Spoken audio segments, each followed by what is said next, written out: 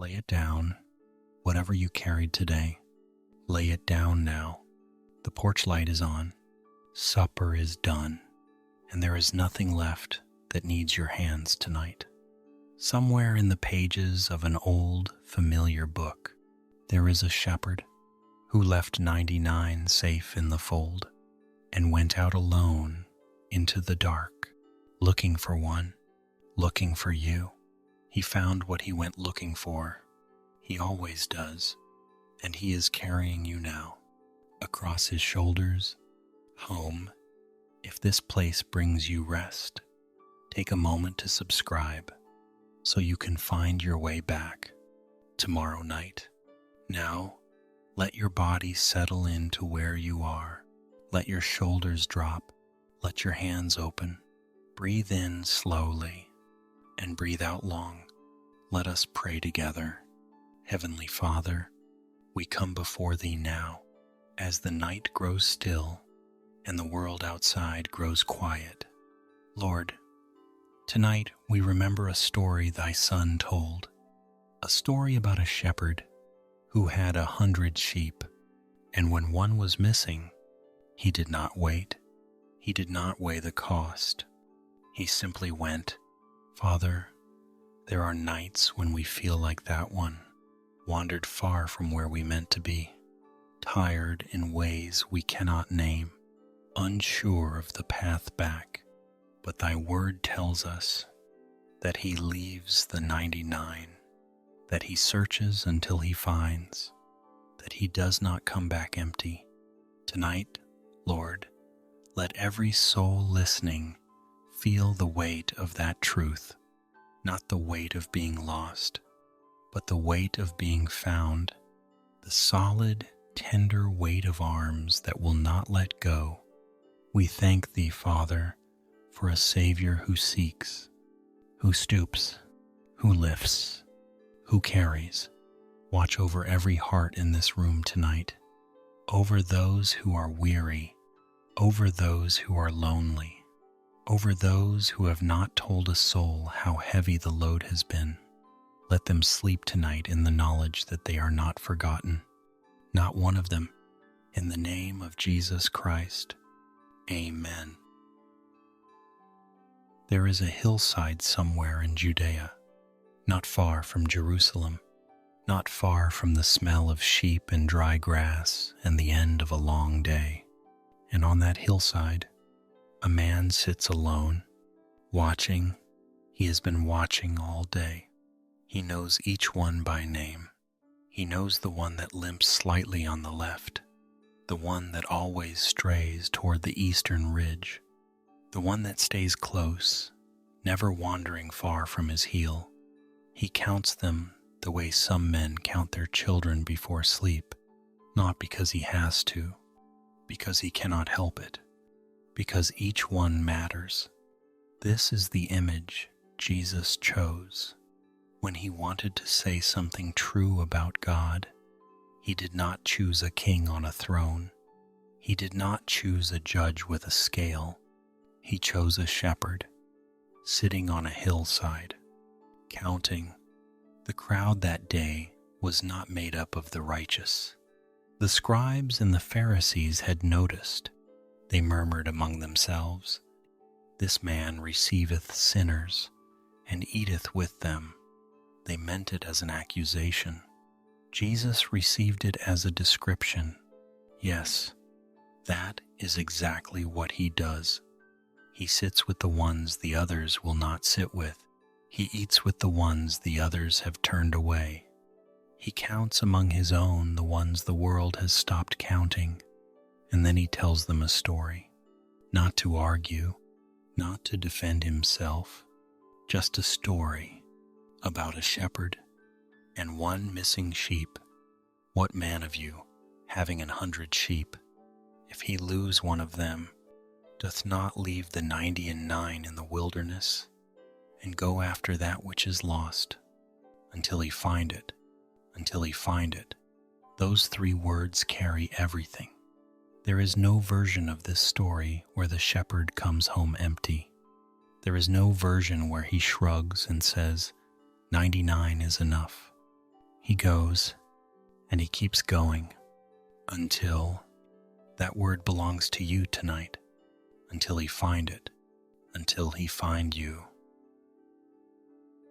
The wilderness in this story is not a metaphor for something distant. It is close. It is the place just outside the familiar, the place where the path looked clear for a moment, and then it did not. Sheep do not plan to get lost. They do not wake in the morning and decide to wander. They simply follow the next patch of grass, and the next, and the next, until the fold is gone from sight, and the light has changed, and nothing looks the way it did before. There is no blame in this story, only a shepherd who notices the absence and moves. He notices. That is the first thing. Before the searching, before the finding, before the carrying, he notices. In a flock of 100, he feels the one that is missing, the way a mother in a crowded room feels when her child has gone quiet, not from counting, from knowing. The Lord is my shepherd, the psalmist wrote. I shall not want, not I shall not wander, not I shall never be afraid. I shall not want, because whatever I lack, he already knows, and he is already moving. There is something in the way Luke tells this story that is easy to pass over. Jesus says the shepherd goes after that which is lost until he find it. Not until morning, not until it becomes convenient, until the search does not have a curfew. It does not end at dark. It does not pause for weather or weariness. The shepherd does not come home and try again tomorrow. He goes, and he stays gone until the sheep is found. This is the kind of God Jesus is describing, not a God who waits for you to find your way back, a God who comes out to meet you wherever you are. The night would have been cool, the kind of cool that settles into the hills of Judea after the sun goes down. A thin moon, maybe, or no moon at all, just the shepherd and the sound of his own footsteps and the name on his lips. Sheep know their shepherd's voice. Jesus said so himself in another place, in another telling. The sheep hear his voice, and he calleth his own sheep by name. So he would have called, not shouted, called the way you call for someone you love, quietly enough to carry tenderness, loudly enough to carry far, and somewhere in that dark, a sound, not much, just enough. The sheep does not come running. It is too tired for that, too turned around, too far from where it meant to be, but it hears, and that is enough, because the shepherd is the one doing the work tonight. The sheep only has to stay still and let itself be found. He is good at finding. He has been doing it since before the foundations of the world. When he hath found it, Jesus says it simply, when, not if, when he layeth it on his shoulders, not beside him, not behind him, on his shoulders. This is the posture of the finding, the sheep lifted entirely off the ground, its legs no longer required to work, its weight given over completely to the one who came looking. There is a rest in that image that goes beyond sleep.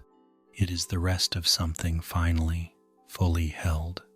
He layeth it on his shoulders, rejoicing. That word is there, rejoicing, not relieved, not exhausted from the search, rejoicing.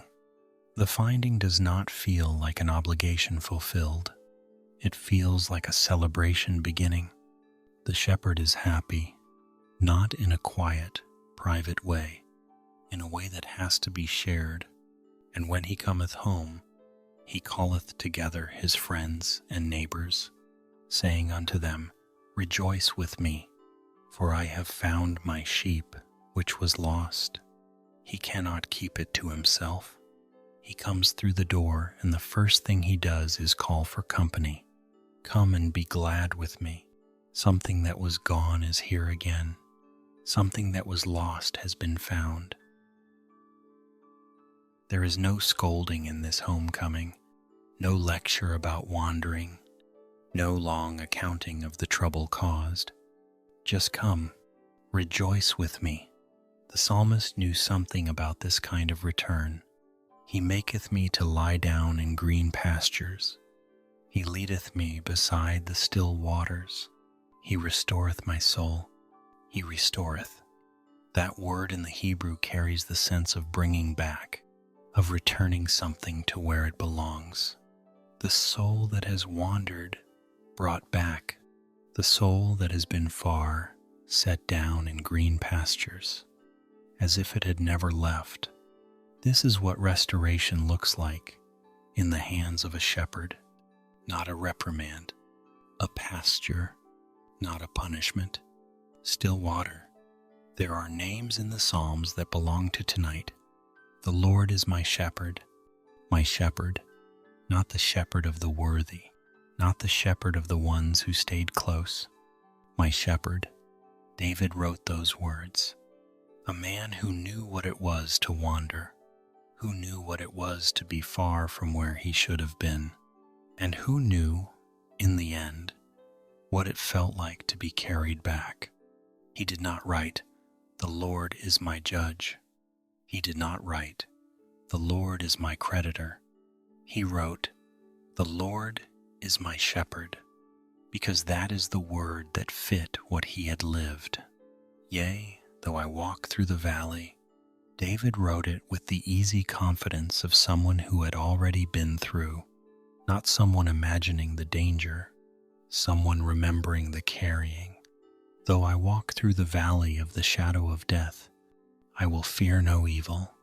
Not, I will be unafraid because nothing bad will happen, but I will fear no evil because thou art with me. The shepherd does not remove the valley from the path. He walks through it beside you. His rod and his staff, they comfort me. The presence itself is the comfort. There is an old echo of this story in the book of Ezekiel, centuries before Luke wrote it down. Before Jesus told it on a Judean hillside, God spoke through the prophet and said, I will seek that which was lost, and bring again that which was driven away, and will bind up that which was broken. I will seek, I will bring again, I will bind up. 3 promises, 3 movements of the same shepherd's hands, the same hands that are over you now. I will seek that which was lost, not wait for it to return, not leave the door open and hope. Seek. The word in Ezekiel carries the sense of a careful, deliberate search, the way you search for something precious, something you cannot imagine being without. God was telling his people, through the prophet's voice, that he had not given up on them, that the distance they felt was not abandonment. It was the space he was already crossing, coming toward them, still coming, and will bring again that which was driven away. Some are not lost by wandering. Some are driven by grief, by weariness, by the slow accumulation of hard years. The shepherd's promise covers those too, the ones who did not choose the distance, the ones who were carried far by things outside their hands. He brings again. He does not only find those who strayed, he gathers those who were scattered, and he brings them again to the fold, to the green pasture, to the still water, to rest, and will bind up that which was broken. This is the 3rd movement. The the tending that comes after the finding. After the carrying, the shepherd does not set the sheep down and walk away. He checks the places that were hurt by the wandering, the torn places, the bruised places, the places worn thin by the long way back. He is a physician as well as a shepherd, a binder of wounds, a closer of the distances that opened in the hard season. He binds up, carefully, with the same hands that carried. There is a moment in the Gospel of John where Jesus steps away from parables and speaks plainly. I am the good shepherd. He said it twice, as if once was not enough to carry the weight of it. I am the good shepherd. The good shepherd giveth his life for the sheep, not lendeth, not risketh, giveth. This is not a shepherd who watches from a distance. This is a shepherd who stands between the flock and whatever is coming, and does not move. The hireling fleeth. Jesus made the contrast quietly. The one who tends the sheep for wages runs when the cost gets too high, because the sheep are not his. They do not belong to him. He has no reason to stay when staying becomes costly. But the good shepherd, he stays, because these are his own. He knoweth his sheep, and is known of them, to be known by the shepherd, not observed, not managed, known, the way a shepherd knows the particular sound of one sheep among 100, the way he knows which one tires first, which one needs to be watched most closely on cold nights. Known, I know mine own, Jesus said, and mine own know me. There is a mutuality in that knowing. It runs in both directions. The shepherd knows, and the sheep, in their own quiet way, know back. They know the sound of his voice at morning. They know the particular way he moves through the fold at night. They know, without being told, that they are safe when he is near. Tonight you are near. The shepherd is here, and the knowing is already at work. You do not have to do anything with it. Only rest in it. My sheep hear my voice. Jesus said it in the 10th chapter of John, and I know them, and they follow me. Hear, know, follow. 3 simple words for something that takes a lifetime to live. But tonight is not about the following. Tonight is about the hearing. The quiet, half-awake hearing of a voice you have known a long time, speaking your name in the dark, saying, I have you. You are found. Come home. The hills of Judea would have been familiar to the people who heard Jesus that day. They had seen shepherds all their lives.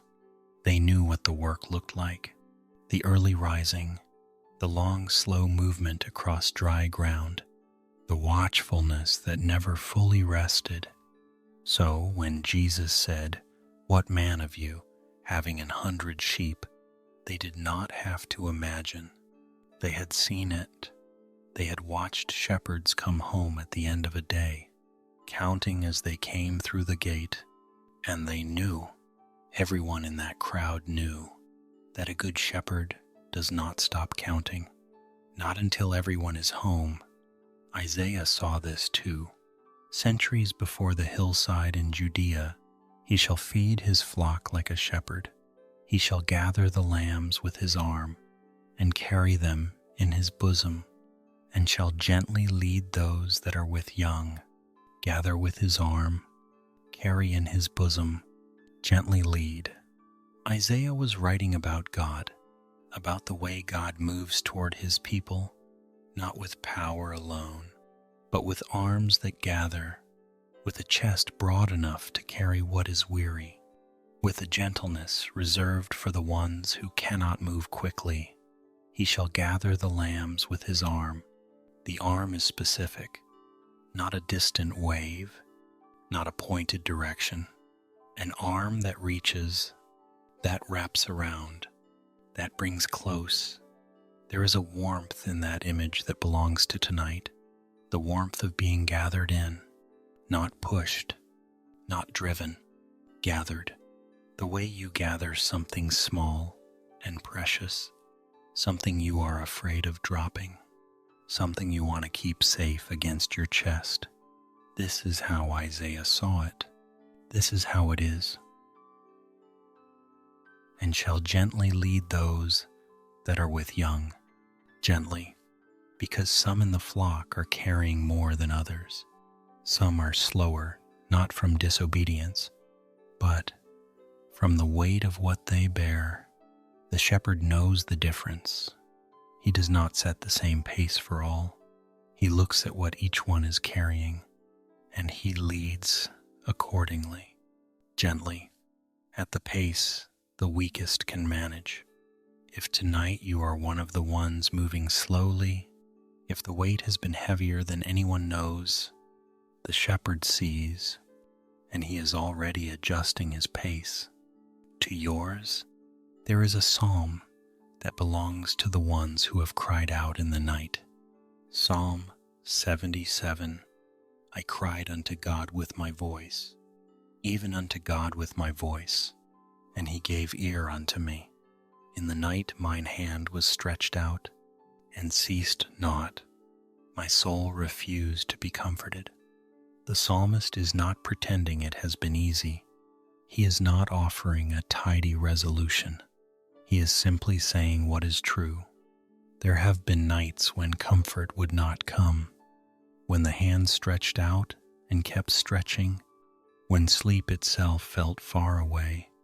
And then the psalmist remembers, I will remember the works of the Lord. Surely I will remember thy wonders of old, not what is happening now, what happened before, the wonders of old, the times the shepherd came, the times the search ended in finding, the times the carrying happened. Even when it was not expected, memory becomes an act of faith in this psalm.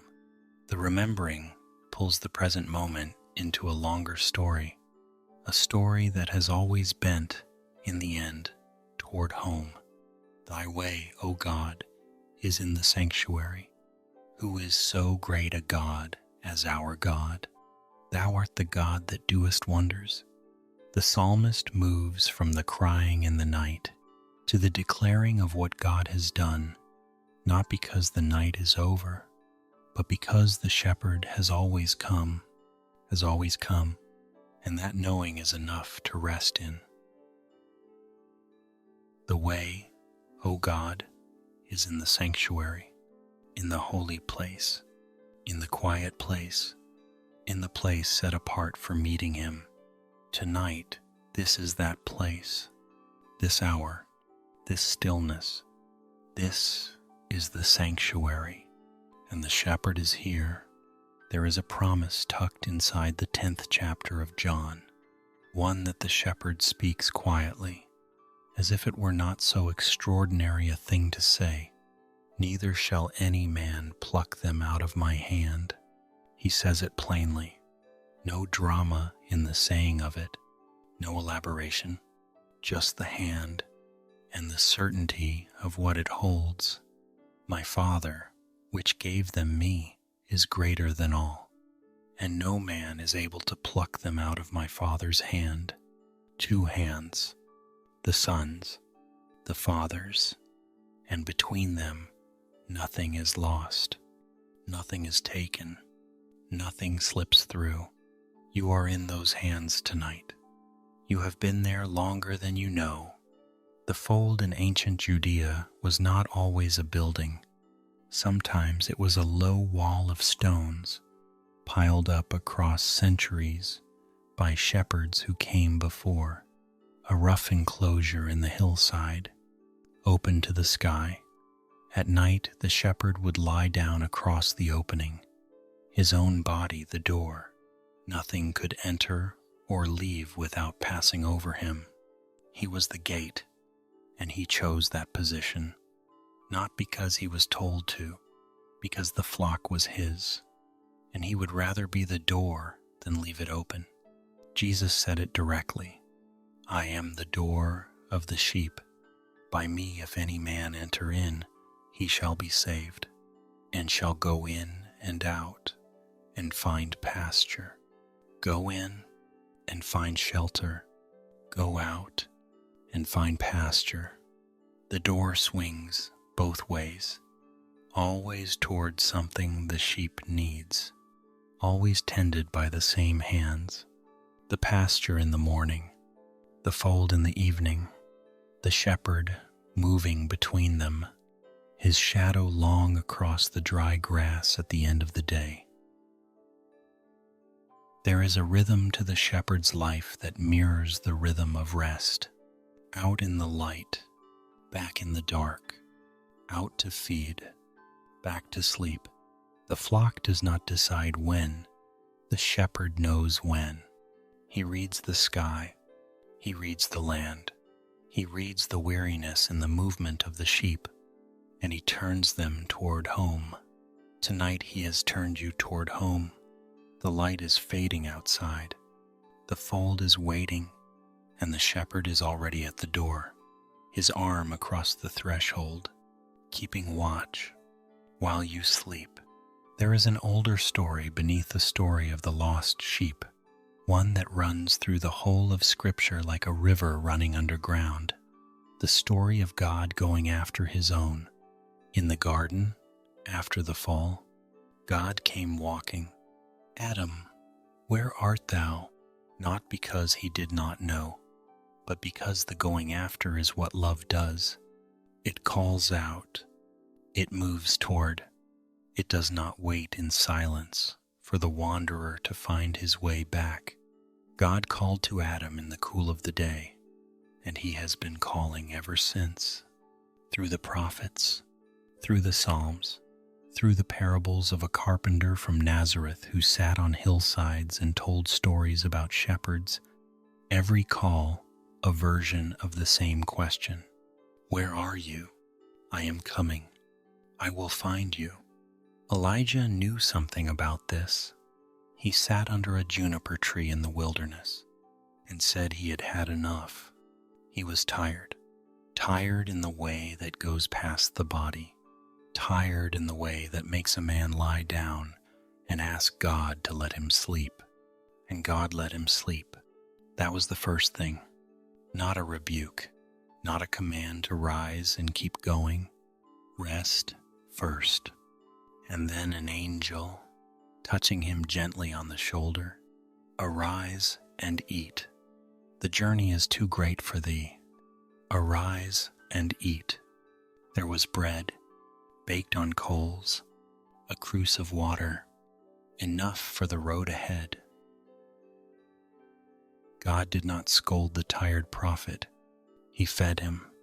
He let him sleep again, and then he fed him once more, because the shepherd knows when the sheep needs to eat before it can walk, and he provides accordingly. There is something in the Psalms that speaks to this moment between waking and sleep, the place the body rests in even when the mind is still turning, the place where prayer becomes less like speaking and more like breathing. I will both lay me down in peace and sleep. The psalmist wrote it in the 4th Psalm. For thou, Lord, only makest me dwell in safety, not the walls of the house, not the locked door, not the quiet street outside. Thou, Lord, only. The safety is not in the circumstances, it is in the presence, and the presence is here, in this room, in this hour, in this breath you are drawing now. Lay me down in peace. That is the posture, not striving, not solving, laying down in peace, because the shepherd is watching, and the shepherd does not sleep. He that keepeth thee will not slumber. The psalmist wrote it in the 121st. Behold, he that keepeth Israel shall neither slumber nor sleep. The Lord is thy keeper. The Lord is thy shade upon thy right hand. Keeper. The word carries the sense of a watchman, one who stands guard through the night, one who does not step away from his post, one whose eyes stay open precisely so yours can close. There is a division of labor in this psalm. The shepherd watches, the sheep rests, the shepherd stays awake, the sheep sleeps. This is not laziness on the sheep's part. This is trust, the deepest kind, the kind that says, I know who is watching, and I know he will not leave. So I lay down, and I sleep, and the night passes over me, without harm, because the keeper is keeping, even now, even here, even as your eyes grow heavy, and the words begin to blur at the edges, he is keeping. The Lord shall preserve thy going out and thy coming in, from this time forth, and even forevermore. From this time forth, not from some future time when you have gotten things right. From this time, this night, this hour, this breath, the preserving begins now. It began before you lay down. It will continue while you sleep. It will be there when the morning comes. The same shepherd, the same hands, the same watchfulness that does not tire. From this time forth, and even forevermore, there is no night long enough to outlast that promise. There is no wandering far enough to move outside its reach. The shepherd goes after that which is lost until he find it, and he always finds it, and he always brings it home, and he always lays it down in green pastures, beside the still waters, in safety, in peace. The still waters in the 23rd Psalm are not accidental. Sheep will not drink from moving water. The shepherd knows this. He leads them to where the water is calm, not rushing, not loud. Still, he leadeth me beside the still waters. There is intention in that leading. The shepherd chose this place. He brought you here, to the quiet, to the calm, to the water that does not rush or frighten.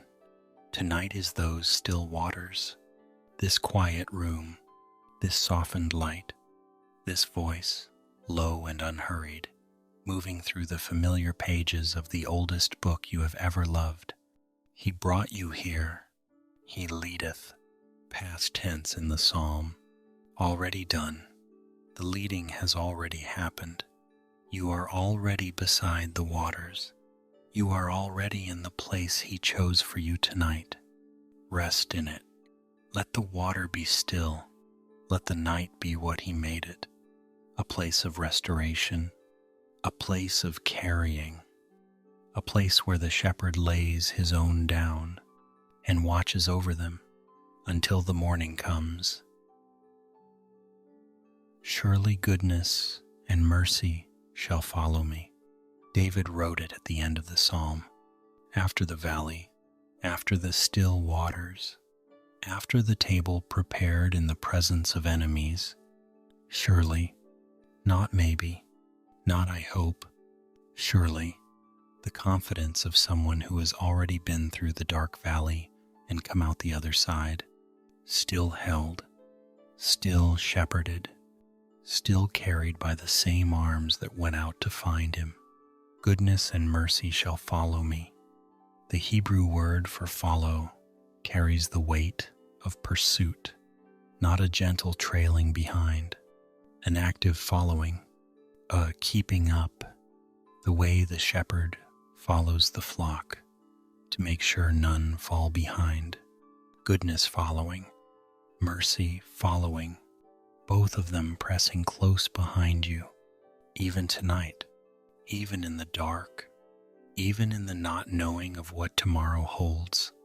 Surely goodness and mercy shall follow me all the days of my life, all of them, the bright ones and the hard ones, the ones you remember with gladness, and the ones you have tried to lay down and leave behind, all of them followed by goodness, followed by mercy, shepherded from behind as surely as the shepherd goes before.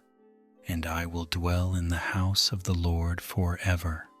The last line of the 23rd Psalm, not a wish, not a hope offered cautiously at the end of a hard day, a declaration. I will dwell.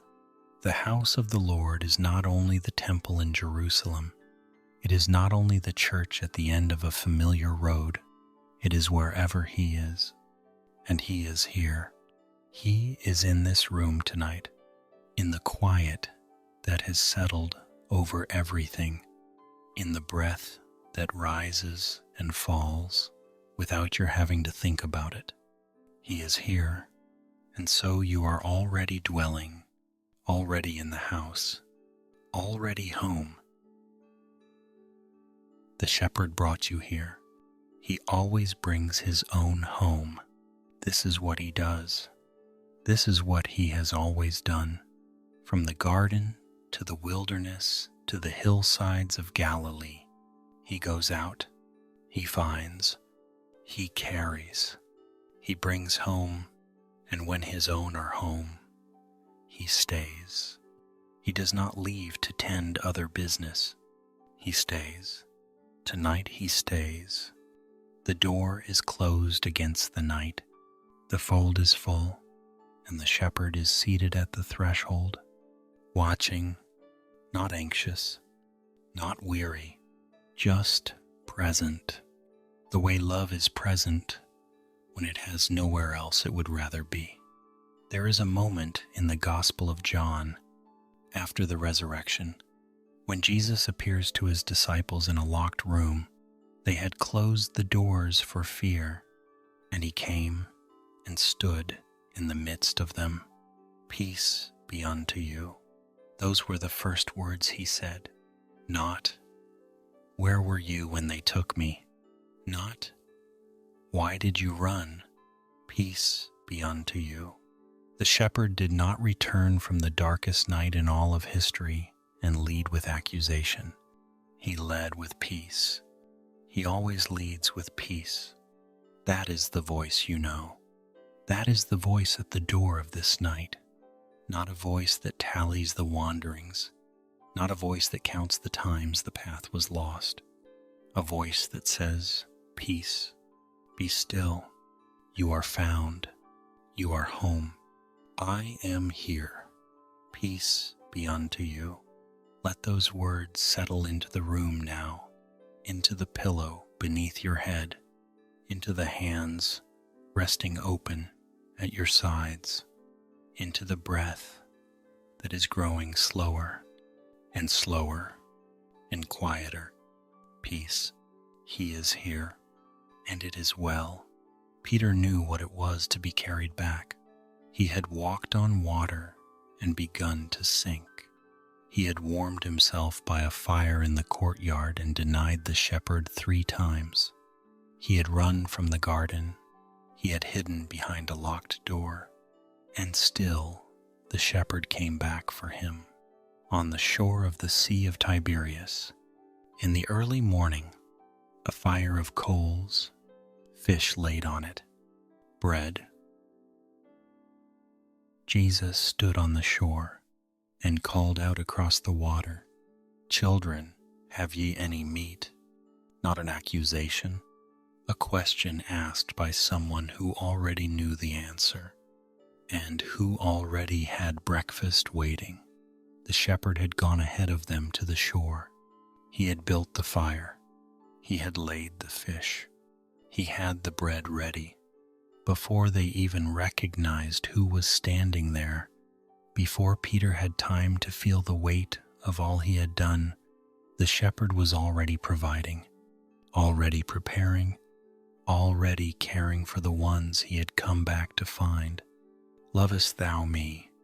He asked it 3 times, once for each denial, not to wound, to heal, to give Peter the chance to say yes in the same number as he had said nothing, to restore what the fear had broken. Feed my lambs, feed my sheep, feed my sheep. The shepherd restoring a shepherd, the found one sent to find others. This is how the fold grows. This is how the carrying continues.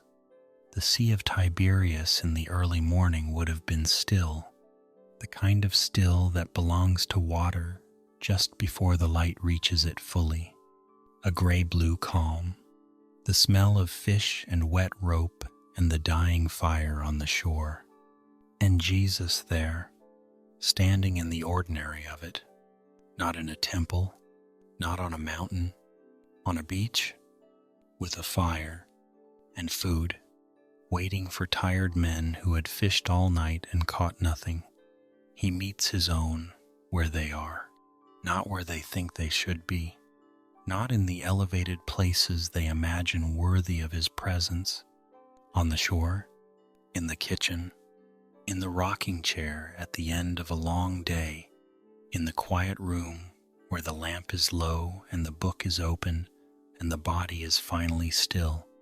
He is here in the ordinary of tonight, not waiting for you to come to him in some more prepared state, already here, already at the fire, already with the bread ready.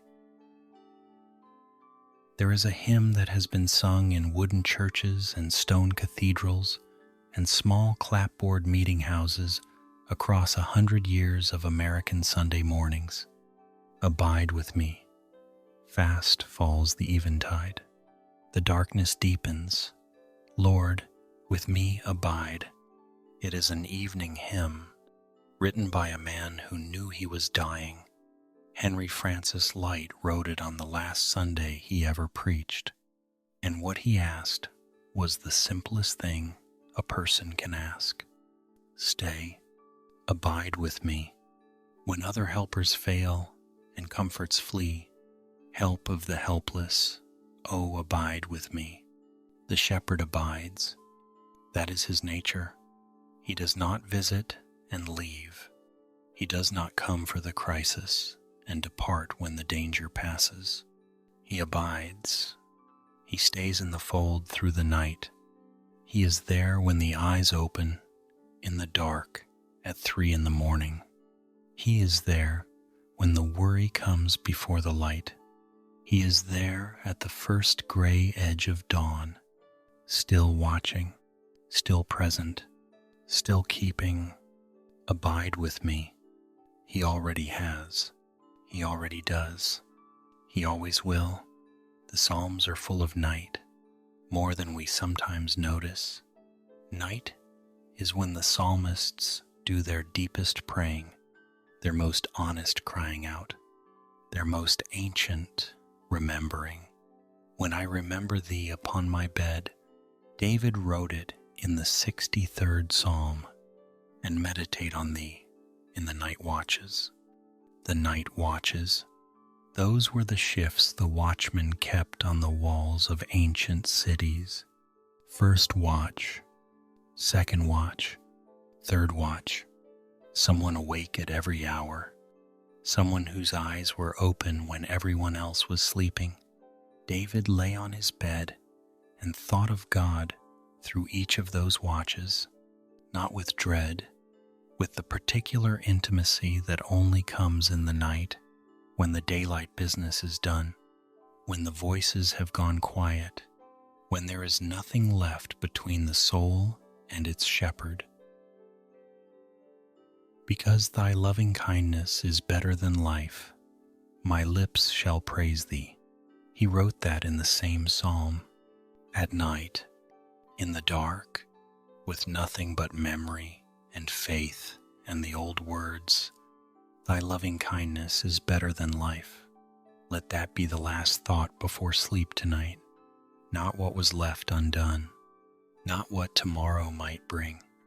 Thy loving kindness, better than all of it, here in this room, right now, my soul followeth hard after thee.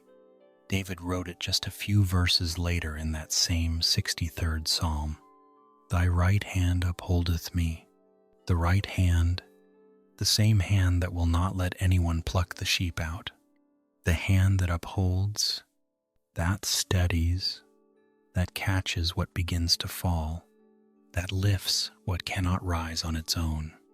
Thy right hand upholdeth me. It is upholding you now. You do not feel it the way you feel a hand in the dark, but it is there, the shepherd's hand, steady beneath the weight of everything you carried into this room tonight, steady beneath the worry you could not set down at the door, steady beneath the tiredness that goes deeper than sleep can reach. Thy right hand upholdeth me, and it will hold through every hour of this night, and into the morning, and beyond. There are sheep in the psalm that most people do not notice. At the very end of the 63rd, but the king shall rejoice in God. And a little earlier, they shall be a portion for foxes. But then, all they that swear by him shall glory. And at the end of the psalm that begins with thirsting for God in a dry and thirsty land, there is this: they that seek my soul to destroy it shall go into the lower parts of the earth, but the king shall rejoice. David wrote the 63rd in a wilderness. The superscription says so. A psalm of David. When he was in the wilderness of Judah, he was not in the temple, he was not in the palace, he was in the wilderness, dry, waterless, far from where he was supposed to be. And he thirsted for God the way dry ground thirsts for rain. My soul thirsteth for thee, my flesh longeth for thee, in a dry and thirsty land, where no water is. And yet, in that same wilderness, he found what he was looking for, not because the wilderness became a garden, but because the shepherd was in the wilderness too, walking the same dry ground, present in the place of thirst, as present there as in the green pastures, as close in the wilderness as beside the still waters. The shepherd does not only dwell in the comfortable places, he is in the wilderness with the thirsty one. He is in the dry place. He is in this night. Whatever this night holds, he is here. There is a passage in the Gospel of Luke that comes just before the parable of the lost sheep. Jesus was surrounded by publicans and sinners, the text says, and the Pharisees and scribes murmured at the sight of it. They could not understand why a man of God would choose that company. But Jesus was not confused about where he belonged. He belonged wherever the lost ones were. That was always where he was going. That had always been the direction of his face. The publicans and sinners had not earned their place near him. They had not cleaned themselves up before approaching. They had simply come close, drawn by something in him they could not name but could not resist. And he had received them, not reluctantly, not with conditions attached. He received them the way a shepherd receives the wandering sheep when he finds it at last, without tallying the distance it had traveled in the wrong direction, without calculating how long it had been gone, only glad, only rejoicing, only carrying it home. The parable of the lost sheep sits between two other parables in Luke 15, the lost coin and the prodigal son, 3 stories told in a single sitting, 3 different images of the same searching love.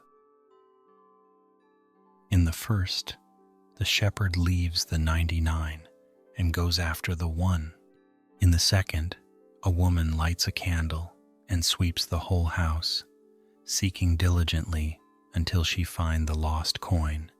In the third, a father sees his returning son while he is yet a great way off and runs to meet him and falls on his neck and kisses him. 3 seekers, a shepherd in the wilderness, a woman in a house, a father at a window, all of them searching, all of them finding, all of them rejoicing when the lost thing is found. Jesus was not telling three separate stories. He was telling one story three ways. The story of a God who does not sit still when something he loves is missing, who goes out, who lights the lamp, who runs down the road, who never stops until the searching is done. When he was yet a great way off, his Father saw him. Luke records it with that detail, and the detail carries everything. The Father saw him while he was yet a great way off, which means the Father had been watching the road, not once, not occasionally, every day, standing at the edge of the field or by the door of the house, looking down the long road that led away from home, watching for a figure that might be his son returning. He had not given up. He had not closed the shutters and turned back to the business of the house and decided the boy was gone for good. He watched, and one day, the figure on the road was the one he had been waiting for, and he ran. A father in that culture did not run. Running was undignified for a man of his standing. He ran anyway, because some things are more important than dignity, because the found one was coming home, and nothing was going to slow down the welcome. The best robe, the ring, the shoes, the fatted calf, the music, and the dancing, all of it poured out without hesitation on the one who had come back with nothing, who had spent everything, who had rehearsed his speech on the road home and planned to offer himself as a hired servant. He never got to deliver that speech. The Father interrupted it with an embrace, with a robe, with a ring on his finger and shoes on his feet and a table set in his honor. This is what the homecoming looks like when the shepherd carries the sheep back. Not a probationary period, not a quiet reinstatement pending review. A robe, a ring, a feast. Rejoice with me, for I have found my sheep which was lost. This is the sound of heaven over one sinner that repenteth, more joy than over 99 just persons, which need no repentance. Heaven rejoices over the finding. Heaven has been rejoicing over you. The 103rd Psalm has a line that belongs to every lost sheep that has ever been carried home. Like as a father pitieth his children, so the Lord pitieth them that fear him. For he knoweth our frame, he remembereth that we are dust. He remembereth that we are dust, not as an accusation, as an explanation for his gentleness. He knows what we are made of. He knows how far the journey is for someone made of dust. He knows how heavy the feet get on the long road. He knows how easily the path becomes unclear in the fading light. And he pities, not with condescension, with the tenderness of a parent who has watched a child struggle and ached to help. The Lord pitieth them that fear him. He sees the struggling, he sees the dust weariness of it, and he pities, and he goes out, and he carries, and he brings home. As far as the east is from the west, so far hath he removed our transgressions from us.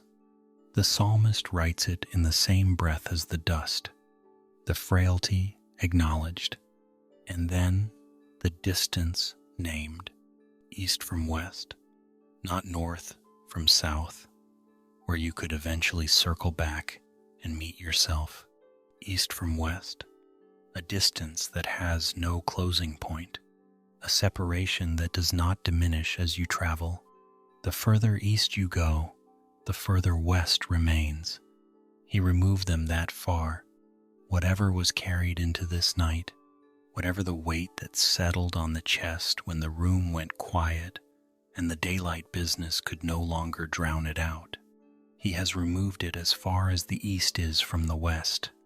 It is not following you into sleep tonight. It has been carried away by the same hands that are carrying you. You can lay it down now.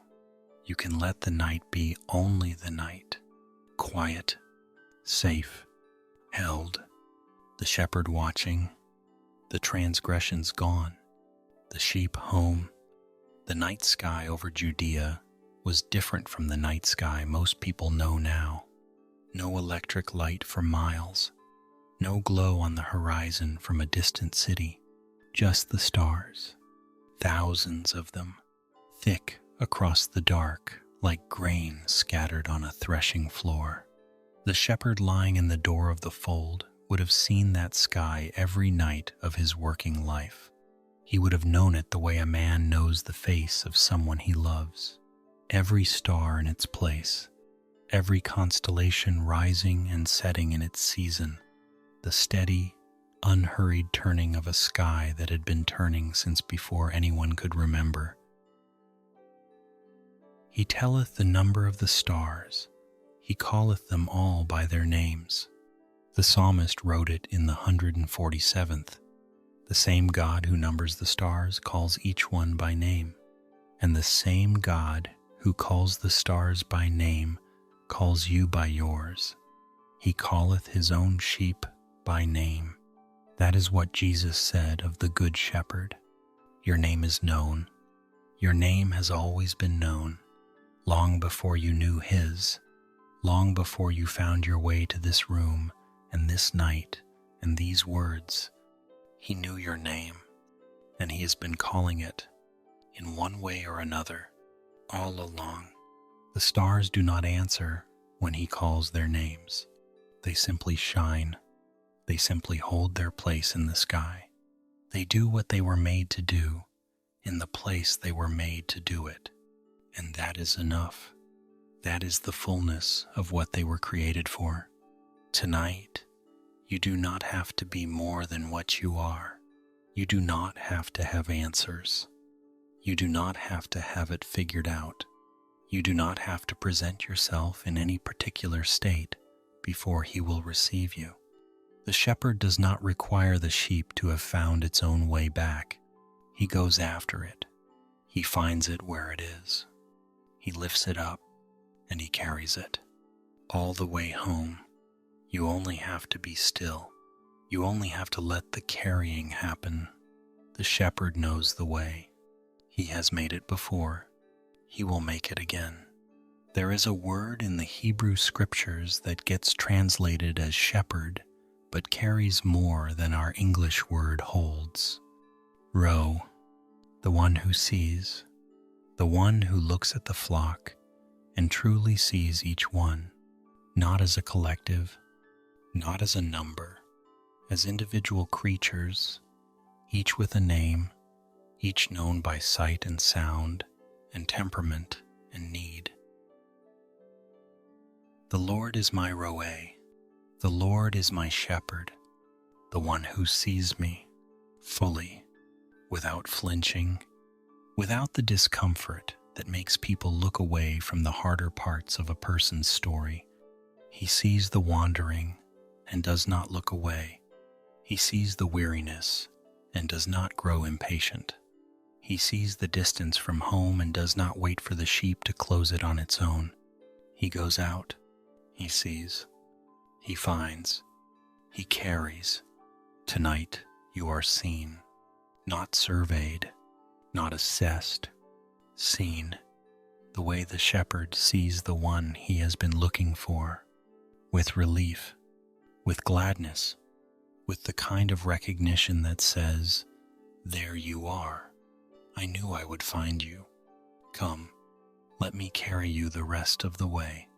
The book of Revelation, in its last chapters, returns to the shepherd. After all the visions, after all the imagery and thunder and the opening of seals, after everything, the shepherd is still there. The Lamb which is in the midst of the throne shall feed them. John writes it in the 7th chapter, and shall lead them unto living fountains of waters, and God shall wipe away all tears from their eyes. Feed them, lead them, wipe away their tears. The shepherd does not retire. His office does not end with this life or this age. He feeds, he leads, he tends into the new morning that has no ending, into the country that David glimpsed at the end of the 23rd Psalm. I will dwell in the house of the Lord forever, forever. The shepherd carrying his own from this night into that one, from this fold into the green pastures that have no dry season, from this quiet room into the fullness of everything he has been preparing. The same hands, carrying still, and so tonight comes to its close, the way all nights come to their close, quietly, without announcement, the light fading at the edges, the body growing still without being told, the thoughts slowing like water finding its level at last. You have been carried tonight through the familiar pages of the oldest story, through the hillsides of Judea and the psalms of a shepherd king and the words of the one who said, I am the good shepherd. You have been in the fold all this while, the shepherd at the door, the stars turning overhead, the night doing what the night was made to do, giving rest to the ones the shepherd has brought home. There is nothing left to carry. There is nothing left to solve. The shepherd has it. He has always had it. He will still have it when the morning comes. And you will wake to find that nothing was lost in the night, because nothing is ever lost in his hands. He that keepeth thee will not slumber. He is keeping. He has been keeping. All this while, rest now. You are carried. You are held. You are home. The shepherd in the parable does not appear to be a wealthy man. He has 100 sheep, which in the ancient world was a modest flock for a working shepherd, not a great landowner with hired hands spread across vast fields. He is someone who knows his flock personally because he tends it himself. He is out in the weather with them. He walks the same ground they walk. He drinks from the same streams. He sleeps under the same sky. This proximity is not incidental.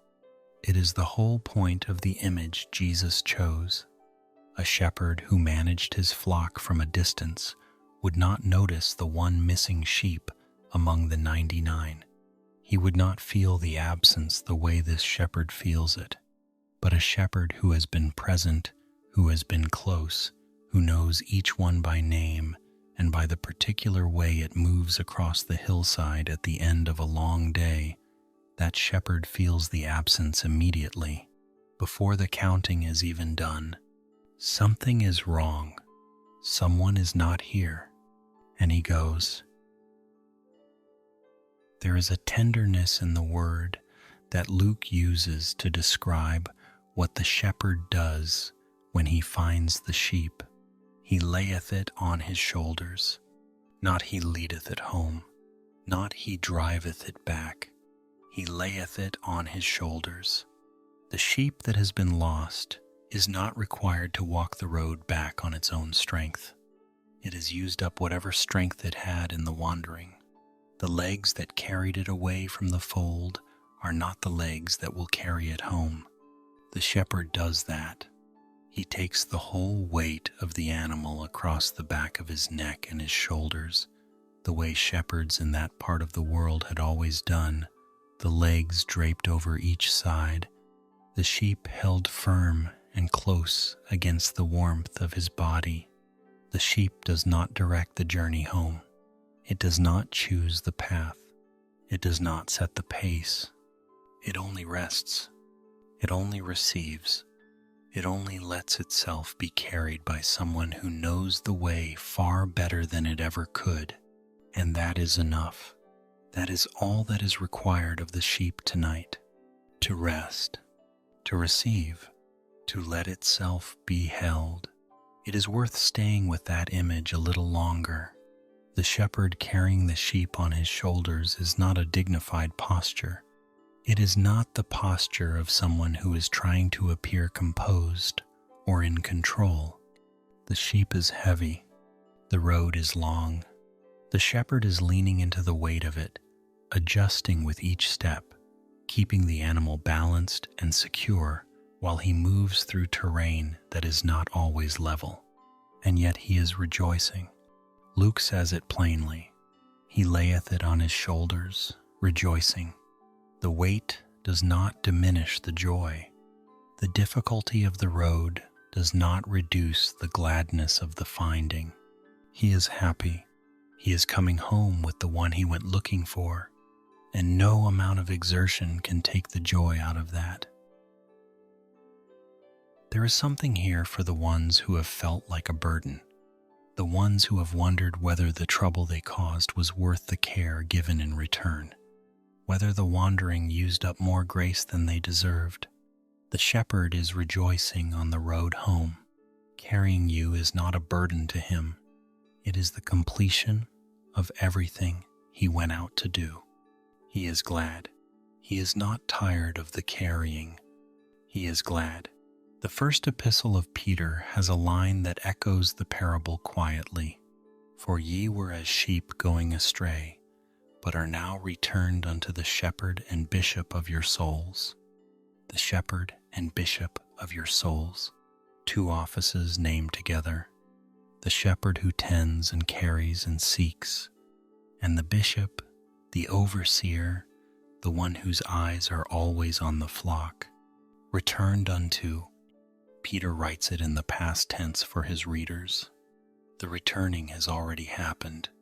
They were going astray, and now they are returned, not by their own navigation, not by finding the right path through their own effort. Returned, as in, someone brought them back, someone carried them. The returning was done to them as much as by them, and this shepherd who brought them back is also the bishop of their souls, the one who oversees, the one who watches, not just until they are safely home and then turns to other business. He watches over the soul itself, the deepest part of the person, the part that wanders in ways no one else can see, the part that needs a shepherd even when the outward life looks settled. He is the bishop of your soul tonight, watching over the part of you that no one else can reach, tending what only he can tend. The 42nd Psalm begins with one of the most honest lines in all of Scripture. As the hart panteth after the water brooks, so panteth my soul after thee, O God. A hart is a male deer, full grown, strong, capable of covering great distances, and even that creature, strong as it is, reaches a moment of absolute thirst, a moment when nothing will do but water, when the legs that carried it across the hills for miles are trembling with the need of it, and it pants, not gracefully, with the open-mouthed, laboring breath of an animal that has come to the end of what its own strength can sustain. My soul thirsteth for God, for the living God. The psalmist is not speaking from a place of comfortable abundance. He is speaking from somewhere dry, somewhere that has made him understand his own need in a way the comfortable places never quite do. The wilderness teaches a thirst that the green pasture cannot, and the thirst is not a sign of abandonment. It is a sign of life. Only the living creature thirsts. Only the one who still has breath in its body reaches toward the water. The thirst itself is a form of hope. My soul thirsteth for God, and the God it thirsts for is already moving toward it. The shepherd already on the road, the water already being prepared. Deep calleth unto deep at the noise of thy waterspouts. The psalmist writes it later in the same 42nd Psalm. All thy waves and thy billows are gone over me. Yet the Lord will command his loving kindness in the daytime, and in the night his song shall be with me. In the night his song shall be with me, even in the hard night, even in the night of waves and billows and the feeling of being submerged in something too large to name. Even then, his song, not silence, not absence, a song in the night, the shepherd singing to the sheep in the dark, the way shepherds have always done, a low sound, a familiar sound, something the sheep knows and recognizes and quiets to. His song shall be with me. It is with you now, in the sound of these words moving through the quiet, in the breath between sentences, in the stillness that is gathering around you as the night deepens. His song, still here, still sounding. The shepherd of the 91st Psalm is described in images that are almost unbearably tender. He shall cover thee with his feathers, and under his wings shalt thou trust. Wings, not the wings of something distant or abstract, the wings of a bird gathering its young, close, warm, the sound of a heartbeat on the other side of feathers. His truth shall be thy shield and buckler. Thou shalt not be afraid for the terror by night, not afraid for the terror by night, not because the night holds nothing difficult, not because everything is resolved and safe by human accounting, but because he is covering, because the wings are over you, because the shield is his and not yours to carry. You were never meant to carry your own shield. He carries it. He covers. He is the one standing between you and whatever presses in on the night from the outside, and he does not tire of standing there. He does not shift his position as the night wears on. He covers all night, all the way through, until the morning comes without harm. For he shall give his angels charge over thee, to keep thee in all thy ways. The 91st Psalm promises it plainly. Angels charged with keeping, not decorative figures in the margins of an old Bible, active presences, commissioned for the work of guarding the ones the shepherd loves. They shall bear thee up in their hands, lest thou dash thy foot against a stone. Bear thee up, the same posture as the shepherd on his shoulders, something holding you up from beneath, something ensuring that the ground does not swallow what the shepherd has gone out to find. The sheep carried on the shepherd's shoulders, and the shepherd himself upheld by the God who sent him.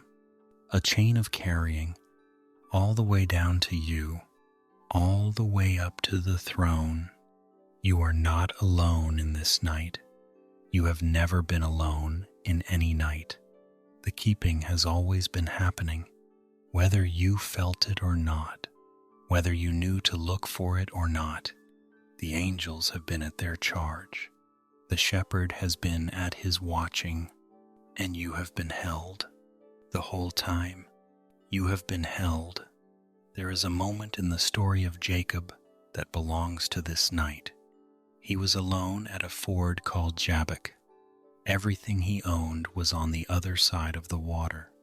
His family, his flocks, his servants, all of it sent ahead while he waited in the dark. And there wrestled a man with him until the breaking of the day. Jacob did not know at first who he was wrestling with. He only knew that the grip was real, and the struggle was long, and the night was not going to let him go easily.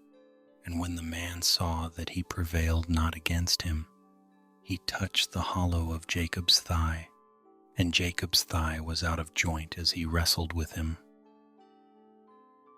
And Jacob said, I will not let thee go, except thou bless me. I will not let thee go, even in the exhaustion of a night-long struggle, even with the thigh that would never walk quite the same way again. He held on, not because he was strong enough, but because he knew that whoever he was holding was worth holding on to. And the blessing came, and his name was changed. And the sun rose upon him as he passed over Penuel, limping but blessed, still carried by the grace of the encounter, still held even in the mark the night had left on him. The shepherd does not always remove the evidence of the struggle, but he blesses, and he carries the limping ones home, the same as the ones who never wandered. Home is home, and the shepherd brings all of them there. Thou crownest the year with thy goodness. The 65th Psalm says it with a kind of wide-eyed wonder, and thy paths drop fatness. The pastures are clothed with flocks. The valleys also are covered over with corn. They shout for joy, they also sing. The paths drop fatness. The ancient image of abundance, of more than enough, of a land so full of what it needs that the fullness spills over onto the roads. A shepherd leading his flock through a countryside like that would have felt it. The grass thick underfoot, the water clear and near, the sheep not needing to be coaxed forward because everything ahead of them was already good. God crowns the year with goodness, not just the easy years, not just the years that went the way they were supposed to go, all of them, crowned with goodness that you may not have seen at the time because you were looking at what was hard, which was real and deserved to be seen. But the goodness was there too. The shepherd was there. The carrying was happening even in the years that felt like wilderness. And this year, this night, this moment that you have come to after a day that held whatever it held, crowned with goodness. Even now, even here, the paths are dropping fatness. The shepherd is leading through abundance you can rest in tonight, even if you cannot see it clearly. It is there. It has always been there. He has always been providing. The Lord's Prayer, which Jesus taught on a hillside not far from where he fed the multitude, has a line that belongs to the shepherd. Give us this day our daily bread, not this year's bread, not the bread for every future difficulty we can imagine. This day, daily, the shepherd's provision moving one day at a time, one morning at a time, one night at a time, just enough for today, and then tomorrow, just enough for tomorrow. The manna in the wilderness came that way, a day's worth each morning, no more than was needed, no less. The people who tried to gather extra found that it would not keep. The provision was designed to require returning to the source, returning to the shepherd each morning for what that morning needed. This is not scarcity. This is intimacy. A God who provides daily is a God you return to daily. A shepherd who gives just enough for today is a shepherd you walk close to because you need what only he can give. Tonight is tonight's bread, tonight's rest, tonight's carrying. And when the morning comes, there will be morning bread, morning carrying, morning grace for whatever the morning holds. You do not have to carry tomorrow tonight. The shepherd will be there when tomorrow comes. Right now, there is only tonight, and tonight he is here, and tonight it is enough.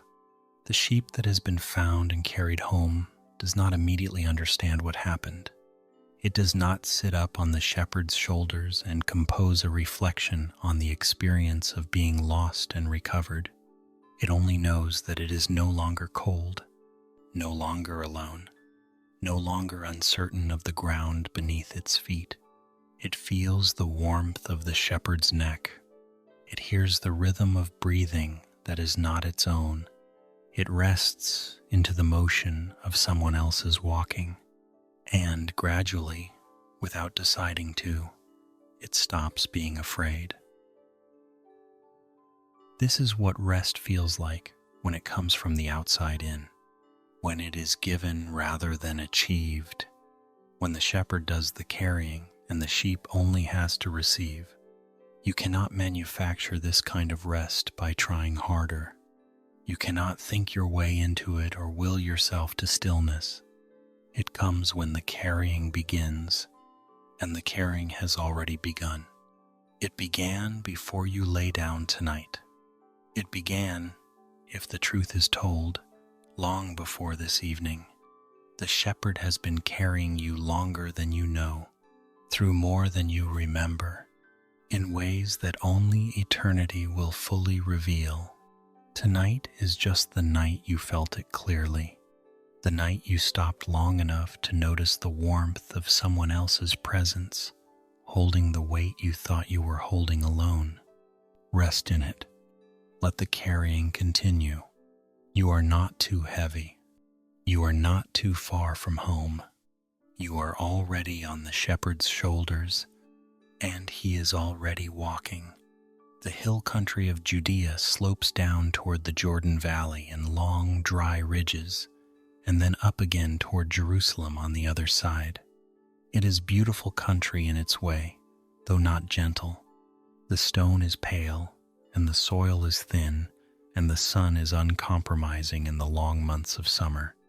A shepherd moving across that landscape at the end of a long day of searching would feel every step, every ridge crossed, every loose stone underfoot, every gust of dry wind that offers no coolness, and yet he moves toward home, because the sheep is found, because the fold is waiting, because the joy of the finding makes the road feel shorter than it is.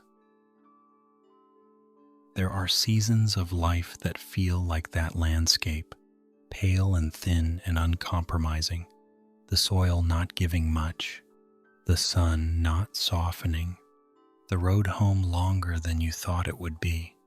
And through all of it, the shepherd is crossing the same ground, feeling the same stones underfoot, moving toward the same fold.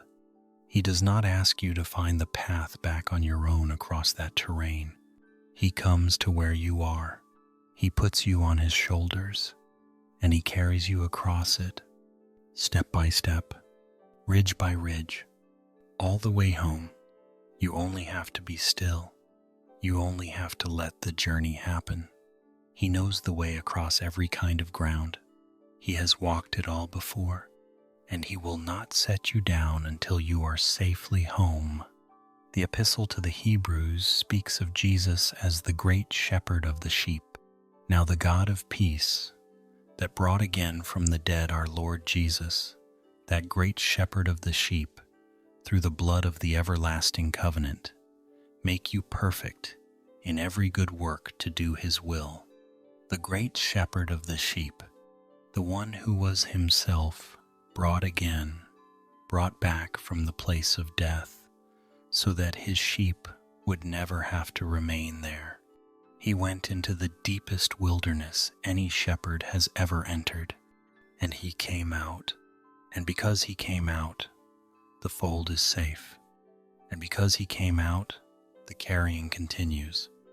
And because he came out, the night you are lying in right now is not the last word on anything. There is a morning coming that he has already secured, a morning he walked out into before you did. And he is waiting there at the fire with the bread ready, the same as he was on the shore of Tiberias, already there, already providing, already glad to see you coming. The word perfect in that passage from Hebrews does not mean flawless. The Greek word carries the sense of complete, of brought to the end for which a thing was made, of a vessel that has been filled to its proper measure. Make you perfect in every good work to do his will. Bring you to completion. Bring you to the place you were made for. The shepherd is not finished with the carrying until the sheep is home, and the home is the sheep's proper place, and the sheep is settled into it, not just dropped at the gate. Settled, comfortable, at rest. That is where the great shepherd is taking you, not just safe, not just out of the wilderness. Home, fully home, at rest in the place you were made for, and the journey toward that place is already underway. It has been underway for longer than you know. The shepherd has been walking it with you, every step, even the ones that felt like wandering, even those, all of it moving in ways you could not always see toward home. The old hymn writers knew something about the shepherd that the daylight hours make easy to forget. They wrote it into the songs they left behind, songs that were meant to be sung in wooden churches on Sunday mornings, but that carried just as well into a quiet room at the end of a long day. Savior, like a shepherd lead us, much we need thy tender care. In thy pleasant pastures feed us, for our use thy folds prepare. Blessed Jesus, thou hast bought us, thine we are. Thine we are, not wanderers who have managed to stay close enough, not probationers hoping the record is good enough. Bought, belonging, the shepherd's own, thine we are. And because that is true, the fold is prepared. The pastures are pleasant, the care is tender, and the leading continues through every terrain the journey covers. Even tonight's terrain, even this particular hour with its particular weight, the shepherd is leading, the fold is prepared, thine we are, and that changes everything about what the night can do to us. There is one more image from the Psalms that belongs to the close of this night, the 131st Psalm, short, 3 verses, but carrying more quiet than almost anything else in the book.